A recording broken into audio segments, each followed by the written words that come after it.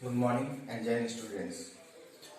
आज के इस वीडियो में हम डिस्कस करेंगे पॉलिटिकल साइंस के पहले चैप्टर का पावर शेयरिंग। क्योंकि हम ऑलरेडी जो है पॉलिटिकल साइंस का पहला चैप्टर ऑलरेडी फिनिश कर चुके हैं। सॉरी, इकोनॉमिक्स का पहला चैप्टर ऑलरेडी हम फिनिश कर चुके हैं, ठीक है, डेवलपमेंट। और कल मैंने उसकी लास्ट वीडियोज आपको भेज दी थी और साथ ही साथ एनसीईआरटी सॉल्यूशन भी भेज दिया था।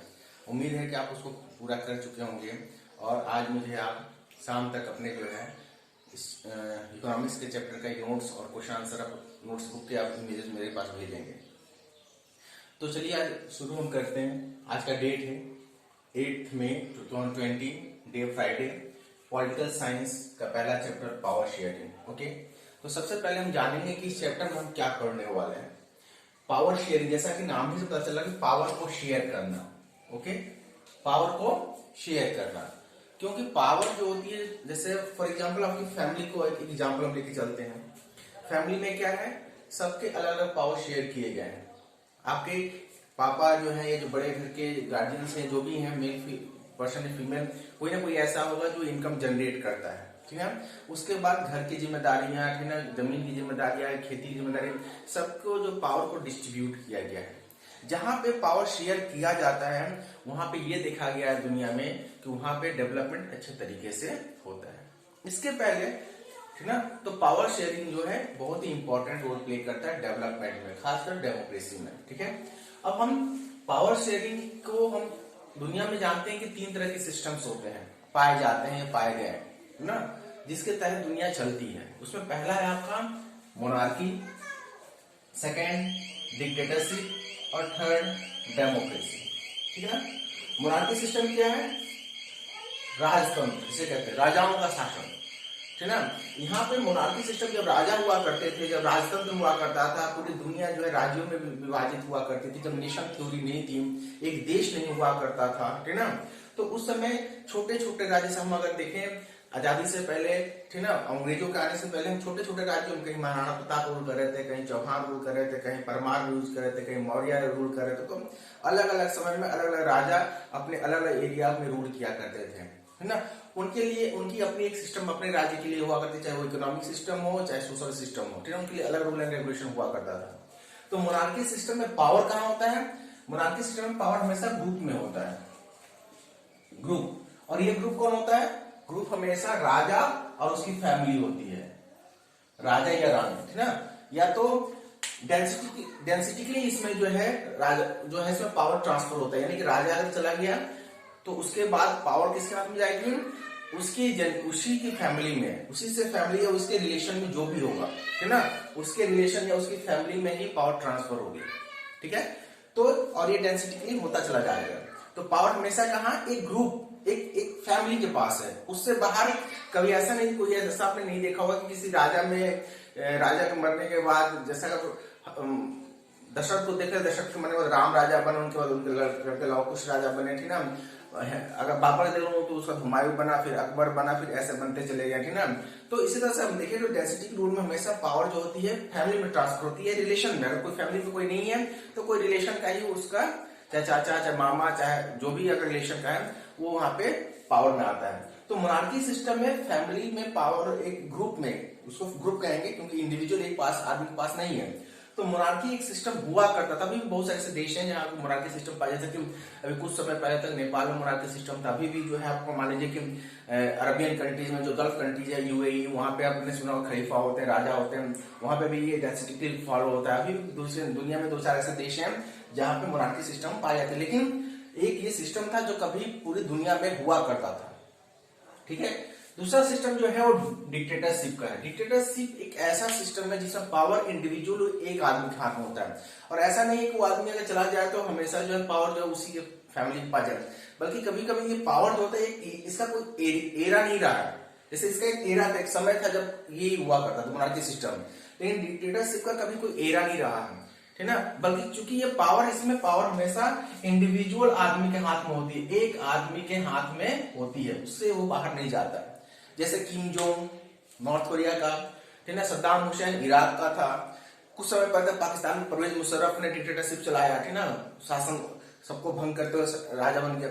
ऐसे बहुत सारे ऐसे देश हैं जहां पे, लेकिन ये इसका एक एरा था, ऐसा नहीं कि उसके बाद लगातार उस डिक्टेटरशिप चलता है चला है, 100 साल 50 साल 20 साल तक चलता है, ऐसा नहीं था, बल्कि कुछ समय तक जो है 10 साल 20 साल तक चला हो और एक इंडिविजुअल आदमी के पास ही पावर रहता है। यानी कि मोनार्की सिस्टम में ग्रुप के पास पावर होता है जो फैमिली से बिलोंग करते हैं, रिलेशन से। डिक्टेटरशिप का कोई समय एरा नहीं रहा है, कोई समय नहीं रहा है, बल्कि यह कभी भी इतिहास में कई बार देखा गया और आज भी हम देखते रहते हैं कि ये कभी कभी पावरफुल आदमी जो है अपने हाथों में पावर को ले लेता है और सारी जो इंस्टीट्यूशन होती है वो खत्म कर दी जाती है। सबसे अच्छी जो होती है डेमोक्रेसी कही जाती है। क्यों कही जाती है? जो अगला सिस्टम है डेमोक्रेसी, जिसको आज दुनिया के लगभग सारे देश फॉलो कर रहे हैं, जिसको दुनिया के सारे देश फॉलो कर रहे हैं, ठीक है।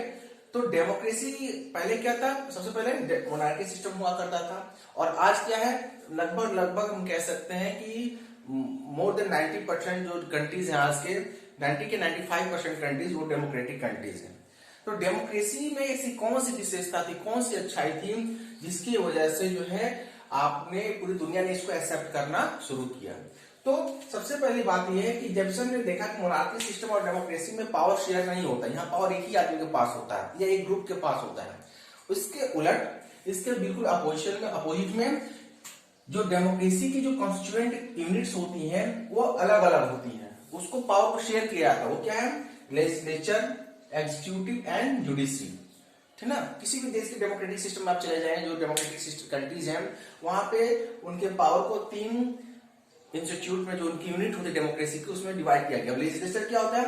लेजिस्लेचर जो होती है वो इलेक्टेड रिप्रेजेंटेटिव होते हैं,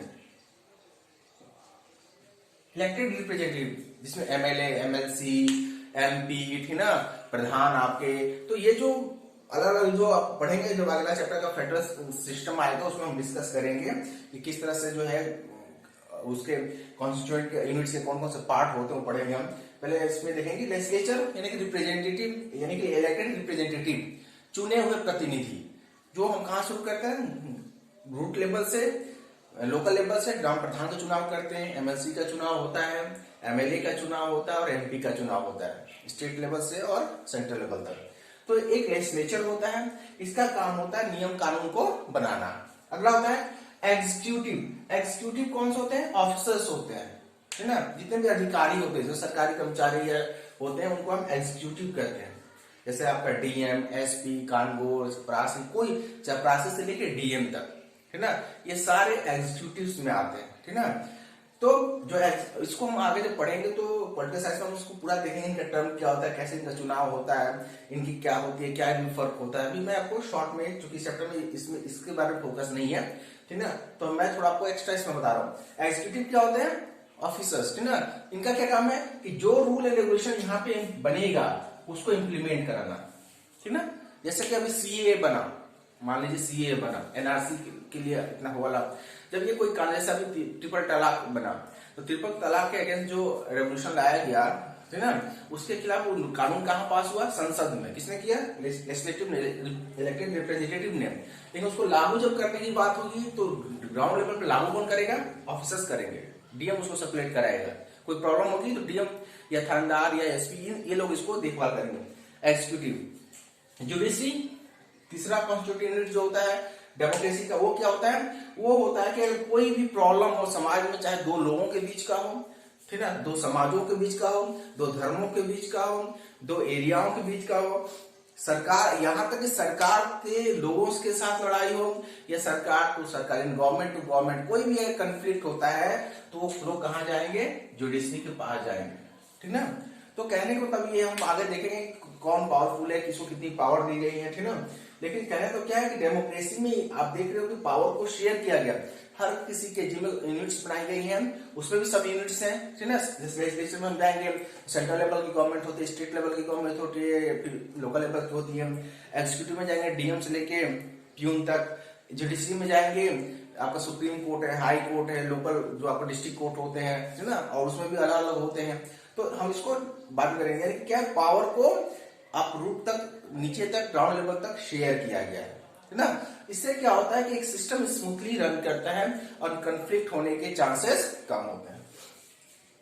अब हम देखेंगे कुछ ऐसे एग्जाम्पल्स इस हम चैप्टर में देखेंगे जिसके तहत हम जानने की कोशिश करेंगे कि अगर पावर शेयरिंग ना हो तो क्या प्रॉब्लम आ सकती है। इसके लिए इस चैप्टर में हम 2 कंट्रीज का एग्जाम्पल लेंगे, केस स्टडी करेंगे उनका। पहला है बेल्जियम और दूसरा है श्रीलंका। तो पहले हम आज केवल बेल्जियम के बारे में थोड़ा सा डिस्कस करेंगे, ठीक है। बेल्जियम एक नॉर्थ वेस्ट यूरोपियन कंट्री है, ठीक है ना। यूरोप के नॉर्थ वेस्ट में, नॉर्थ वेस्ट समझ रहे हो, जैसे क्या आपका ये मैप है, ठीक है ना। ये हो गया आपका, क्या हो गया आपका नॉर्थ ईस्ट हो गया, ये आपका क्या हो गया साउथ ईस्ट हो गया, ये क्या हो गया आपका, ये आपका हो गया साउथ वेस्ट हो गया, और ये आपका नॉर्थ वेस्ट, ठीक है। तो नॉर्थ वेस्ट जो है आपका, ये आपकी कंट्री है, यानी कि यूरोपियन कंट्रीज में जाकर यूरोप के मैप में जाएंगे तो यूरोपियन कंट्री में बेल्जियम जो है नॉर्थ वेस्ट में सिचुएटेड एक अमेरिकन एक यूरोपियन कंट्री है। अब इसमें इसका लोकेशन हो गया नॉर्थ यूरोपियन कंट्रीज है। पॉपुलेशन कितनी है आज के दौर में, उसकी पॉपुलेशन मोर देन 10 मिलियन है। 10 मिलियन, 10 मिलियन का मतलब हो गया 1 मिलियन इक्वल टू 10 लाख होता है, और 10 मिलियन इक्वल टू 1 करोड़, यानी कि 1 करोड़ से ज्यादा। यानी कि बेल्जियम एक छोटा सा देश जो नॉर्थ वेस्ट में सिचुएटेड है यूरोप के, उसकी पॉपुलेशन 1 करोड़ से ज्यादा है ना। उसकी नेबरिंग कंट्री, जैसे हमारे हिंदुस्तान की नेबरिंग कंट्री कौन है, पाकिस्तान है, अफगानिस्तान है, नेपाल है, भूटान है, चाइना है, श्रीलंका है, बर्मा, म्यांमार है, ठीक ना। तो ये हमारे जो है नेबर कंट्रीज हैं, मालदीव है। उसी तरह से जो बेल्जियम है उसका जो नेबर कंट्री है वो है आपका नीदरलैंड, फ्रांस एंड जर्मनी। ये उसके 3 जो है नेबर कंट्रीज हैं, पड़ोसी देश कहे जाएंगे। बेल्जियम की जो कैपिटल है वो है ब्रसल्स, ठीक ना। ब्रसल्स उसकी जो है कैपिटल है, ब्रसल्स, ठीक ना। बेल्जियम की कैपिटल कौन सी है, ब्रसल्स। अब वहां पे क्या है कि वहां पे 50 और 60 के दरमियान है, 50 से लेके 60 के दरमियान वहां पे कंफ्लिक्ट चला, गृह युद्ध चला, आप कह सकते हो। वहां पे गृह युद्ध हुआ, ठीक ना। गृह युद्ध हुआ नहीं, बल्कि गृह युद्ध होने की नौबत, कंफ्लिक्ट इतना बढ़ गया कि वहां पे गृह युद्ध होने की नौबत आ गई, सिविल वॉर होने की नौबत आ गई। क्यों होने की, क्या ऐसा हुआ, क्या ऐसी क्वेश्चन थी। तो अगर देखा जाए, बेल्जियम को देखा जाए तो बेल्जियम का जो एथनिक कंपोजिशन, एथनिक का मतलब होता है कि कल्चरल डिवीजन, ठीक ना। लिंग्विस्टिक बेस पे, लिंग्विस्टिक के भाषा आधार पे, ठीक ना, कल्चरल बेस पे, ठीक ना, रीजन बेस पे, कई सारे उसमें जो है कॉम्प्लेक्स सिचुएशन था, ठीक ना। जैसे हम इंडिया के मल्टी कल्चर नेशन कहा जाता है, हमारे यहाँ हजारों से ज्यादा भाषाएं बोली जाती है। तो लिंग्विस्टिक का मतलब होता है बेस्ड ऑन द लैंग्वेज। तो सबसे बड़ी प्रॉब्लम वहां पे थी लिंग्विस्टिक बेस, वहां पे जो प्रॉब्लम थी वहां पे लोगों की लिंग्विस्टिक बेस पे था, ठीक ना, कि भाषा आधार पे वहां पे लोगों, क्योंकि ये क्रिश्चियन कंट्री था, बेल्जियम एक क्रिश्चियन कंट्री है, तो वहां धर्म का कोई फर्क नहीं है। जैसे हम हिंदू हैं तो हिंदू में या मुस्लिम है या सिख है, ये एक धर्म हो गया, लेकिन मुस्लिम के अंदर भी शिया सुन्नी हो जाए, ठीक ना, तो ये तो हो गए पंथ हो गए। हमारे अंदर में भी हिंदू के सैकड़ों जातियां हैं, यादव है, राजपूत है, ब्राह्मण है, ये है वो, ठीक ना। तो ये तो एथनिक कंपोजिशन क्या है, हमारे यहाँ हमारा भी कॉम्प्लेक्स है, हम तो और भी मल्टी कल्चरल है, ठीक ना, हमारे हजारों भाषाएं बोली जाती है। लेकिन झगड़ा क्यों हो रहा है, क्यों यहाँ पे जो झगड़ा था कि वहां पे धर्म का कोई आधार नहीं, क्योंकि सभी क्रिश्चियन थे। लेकिन वहां पे प्रॉब्लम क्या थी कि वहां पे अलग अलग, चूंकि यहाँ पे आप देख रहे हो कि नीदरलैंड, फ्रेंच और जर्मन 3 नेबर कंट्रीज हैं, तो वहां पे जो भाषा के आधार पर लोग बोलने वाले थे, वहां पे 3 तरह के भाषा बोलने वाले लोग थे। उस पूरे बेल्जियम में 3 तरह की भाषा बोलने वाले लोग थे। अब इसको हम इस पाई चार्ट को थोड़ा समझने की कोशिश करेंगे कि ethnic composition of Belgium. Belgium में 59% लोग जो है डच लैंग्वेज बोलते थे, यानी सब के सब क्रिश्चियन है। कौन से लैंग्वेज को फॉलो करते हैं, क्रिश्चियन को। लेकिन अगर बोलने की आवाज, जैसे हम मैं हिंदू धर्म को फॉलो करता हूँ, लेकिन मेरा लैंग्वेज क्या है, हिंदी है। लेकिन हर जगह नहीं, बहुत सारे साउथ की जगह वो हिंदू है, कन्नड़ बोलते हैं, कोई मलयालम बोलता है, कोई तमिल बोलता है, कोई मराठी बोलता है, कोई बंगाली बोलता है, समझ रहे हैं। तो इसी तरह से धर्म क्या है वहां पे, क्रिश्चियन। तो वहां पे रिलीजन बेस्ड पे कोई डिफरेंस नहीं था, वहां पे डिफरेंस किस पे था, लिंग्विस्टिक बेस्ड, भाषा आधार पे। 59% लोग जो थे वहां पे, सबसे ज्यादा जनसंख्या जो स्पीकिंग की थी, बोलने वाले लैंग्वेज की थी, कौन थे, डच लैंग्वेज बोलने वाले के थे। 40% लोग जो थे वो फ्रेंच लैंग्वेज बोलते थे, ठीक है ना, और केवल 1% लोग जर्मन। यानी देखा जाए तो वहां पे सबसे माइनॉरिटी में कौन है, जर्मन स्पीकिंग पीपल जो थे वो सबसे माइनॉरिटी में थे, ठीक है ना, क्लियर। अब इसको हम इस मैप, ये आपका बेल्जियम का मैप है, ये आपका बेल्जियम का मैप है, ठीक है ना। इस बेल्जियम के मैप को मैंने यहाँ पे आपके इंडेक्स के थ्रू समझाने की कोशिश की है। ये आपके बुक में भी मिल जाएगा इंडेक्स, ठीक ना, मिल जाएगा। ये देखिए, ये जो सेंटर में है ये आपका उसकी जो है क्या है, तो ब्रसेल्स जो उसका कैपिटल है, जो आपका बेल्जियम का कैपिटल ब्रसेल्स है। ब्रसेल्स में जो है, ठीक ना, ब्रसेल्स का कंपोजिशन देखिए, ब्रसेल्स में कितने प्रतिशत सब है, ठीक है। ब्रसेल्स में 80% लोग फ्रेंच बोलते हैं, 80% लोग। पूरे बेल्जियम में देखें तो सेकंड माइनॉरिटी है फ्रेंच, सेकंड माइनॉरिटी फ्रेंच है, मेजॉरिटी में कौन है, डच स्पीकिंग लोग। लेकिन ब्रसेल्स में कैपिटल में क्या है, उल्टा है। ब्रसेल्स में क्या है, लगभग 80% लोग फ्रेंच बोलते हैं और केवल 20% लोग क्या बोलते हैं, 20% लोग जो आपके डच बोलते हैं। सिर्फ 80% लोग फ्रेंच बोलते हैं और 20% लोग डच बोलते हैं। बिल्कुल उल्टा। जैसे मान लीजिए कि अब दिल्ली में आप जाओगे तो दिल्ली में सबसे ज्यादा बोलने वाले लोगों की संख्या क्या है, हिंदी, ठीक है, हिंदी भाषी ज्यादा है, ठीक है। तो उसी तरह से आप कह सकते हो, ठीक है ना। और अगर उसी के बाहर आप कहीं और चले जाओ तो जैसे आप तमिलनाडु चले जाओ, तमिल बोलने वालों की संख्या ज्यादा हो जाएगी, ठीक है ना। तो उसी तरह से यहाँ पे कंपोजिशन जो है हिंदी भाषी क्षेत्र यहाँ पे ज्यादा है, ठीक है। तो हिंदी, सॉरी, यहाँ पे फ्रेंच स्पीकिंग जो है ब्रसेल्स में जो था, फ्रेंच स्पीकिंग जो उसकी राजधानी थी, कैपिटल है बेल्जियम की, आज भी है, हानिवर की है, वो आपका 80% फ्रेंच स्पीकिंग है और 20% डच। यानी कि पूरे बेल्जियम में डच स्पीकिंग जो मेजॉरिटी में है, लेकिन ब्रसेल्स में क्या है, माइनॉरिटी में है, ठीक है। अब इसमें जो है दो इंपॉर्टेंट रीजन थे, पूरे बेल्जियम को दो इंपॉर्टेंट रीजन है उसके। एक को वैलन रीजन कहा जाता है और दूसरे को फ्लेमिश रीजन कहा जाता है। रीजन जैसे हम नॉर्थ रीजन कहते हैं, नॉर्थ साउथ रीजन कहते हैं, नॉर्थ रीजन कहते हैं, नॉर्थ ईस्ट कहते हैं, नॉर्थ वेस्ट कहते हैं। तो रीजन डिवाइड होता है ना, जैसे साउथर्न प्लेट, अगर हम इंडिया का जो हम कहते हैं तो नॉर्थर्न प्लेन कहते हैं, साउथर्न इंडिया कहते हैं, ठीक है ना, जिसको डिवाइड करते हैं, ठीक है ना, हिमालयन एरिया कहते हैं। उसी तरह से पूरा जो बेल्जियम दो पार्ट्स, उसके दो रीजन में डिवाइडेड था, ठीक है ना। एक को वैलन रीजन कहा जाता था और दूसरे को फ्लेमिश रीजन।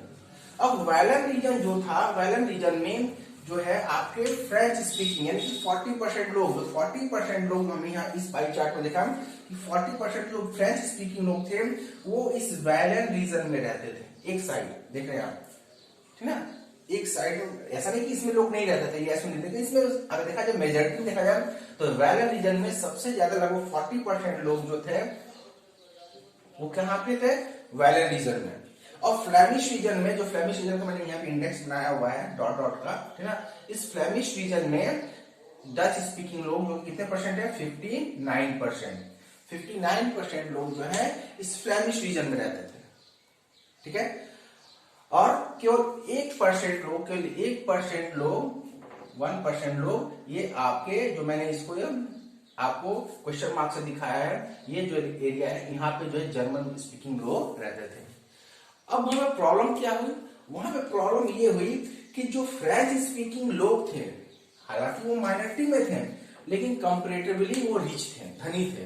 पहले से ही उनका जो है इस बेल्जियम के ऊपर प्रभुत्व चला आ रहा था, वो शासन करते थे, तो समझ जाइए, ठीक ना।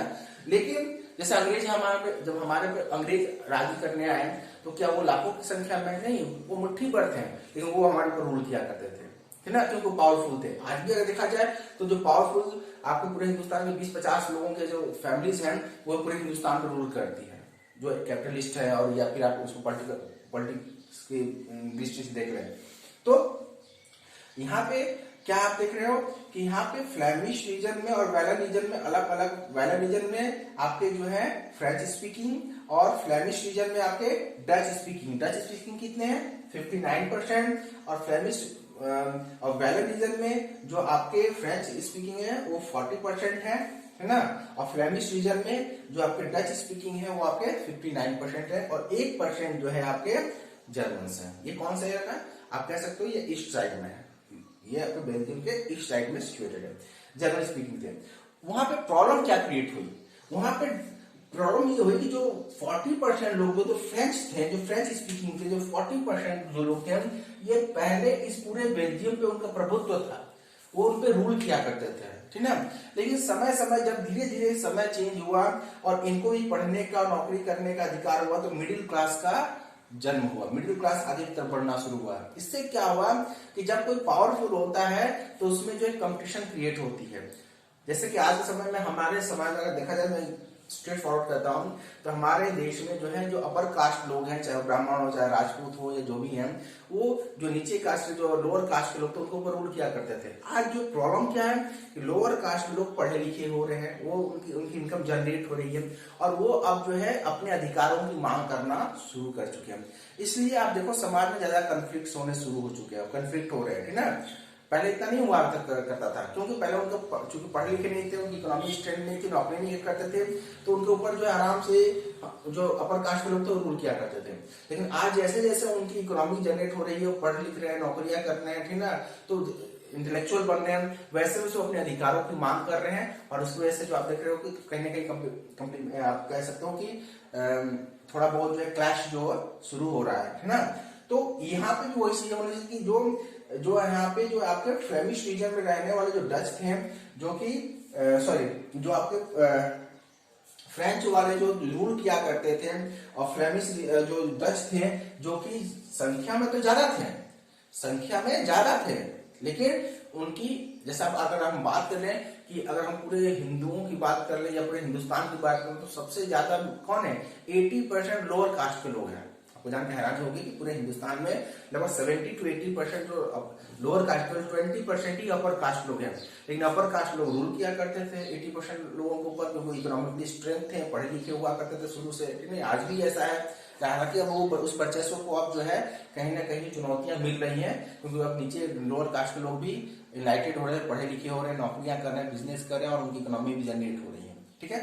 तो और अधिकार की मांग करें, तो वहां पे भी ये सिचुएशंस क्रिएट हुई, जिसकी वजह से वहां पे कैसी सिचुएशन क्रिएट हुई कि, और लेकिन क्या था, यहाँ पे तो ये ज्यादा थे, यहाँ पे तो आपके जो डच स्पीकिंग थे पूरा थे, लेकिन डच स्पीकिंग जो ब्रसल्स में थे वो कम थे। तो जो सबसे बड़ी लड़ाई शुरू हुई वो क्या वहां पे हुआ, ब्रसल्स में, उसकी राजधानी में शुरू हुआ। वहां पे लोगों में क्लैश शुरू हुआ, क्यों, क्योंकि यहाँ पे चूंकि डच कमजोर थे, और यहाँ पे पूरे पूरे बेल्जियम में डच ज्यादा थे, लेकिन यहाँ पे डच कम थे, इसलिए इनके ऊपर जो है अत्याचार होने शुरू हुए, और जिसकी वजह से, और अब इसके क्या हुआ, अब ये जो लड़ाई थी, ये लैंग्वेज बेस्ड, लिंग्विस्टिक बेस्ड पे होने शुरू हो गई। यानी ये हुआ कि डच वाले, डच स्पीकिंग लोग जो है, फ्रेंच स्पीकिंग लोग डच स्पीकिंग लोगों को यहाँ पे प्रताड़ित करना शुरू कर दिए। इसकी वजह से पूरे इस एरिया बेल्जियम में जो है सिविल वॉर की सिचुएशन क्रिएट हो गई।